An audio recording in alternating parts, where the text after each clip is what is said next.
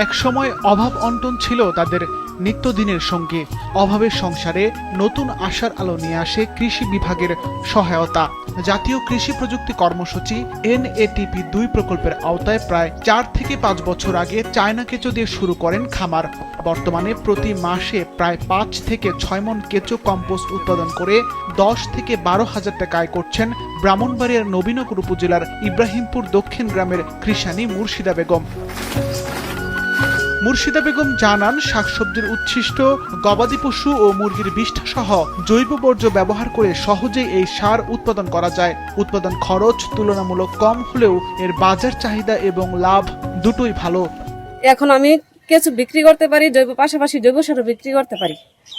আগে অনেক কষ্টে দিন কাটাতাম, এখন আমি আমার ছেলে মেয়ে নিয়ে এই জায়গায় কাজ, আমার ছেলে মেয়ে আমার সাথে লেখাপড়ার পাশাপাশি আমার সাথে কাজ করে।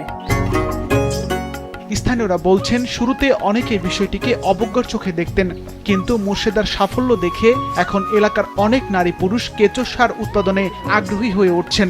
এখন পর্যন্ত প্রতি মান্থলি সে 5 থেকে 6 কেজি কেঁচো বিক্রি করতে পারে। কিছু দেখে মানুষ অনেক হয়ে ঘৃণা করছে, মনে করেন ওনাদের লাভ দেখে অনেক হয়ে আগ্রাইতেছে। কিছু কইরা ভাগ্য পরিবর্তন হয়েছে, সবকিছু হইতেছে, একটা দেয় দিয়ে মনে করেন লোকজনের রাইতেছে নিতেছে।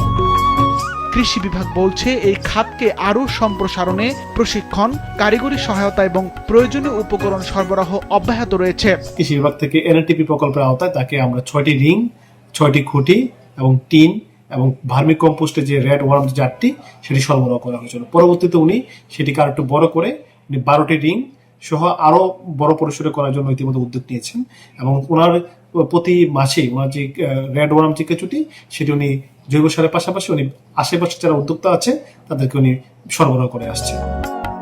বিশেষজ্ঞদের মতে, রাসায়নিক সারের উপর নির্ভরতা কমিয়ে জৈব সারের ব্যবহার বাড়ানো গেলে একদিকে যেমন মাটির স্বাভাবিক গুণাগুণ বজায় থাকবে, অন্যদিকে কৃষকদের উৎপাদন খরচও কমবে।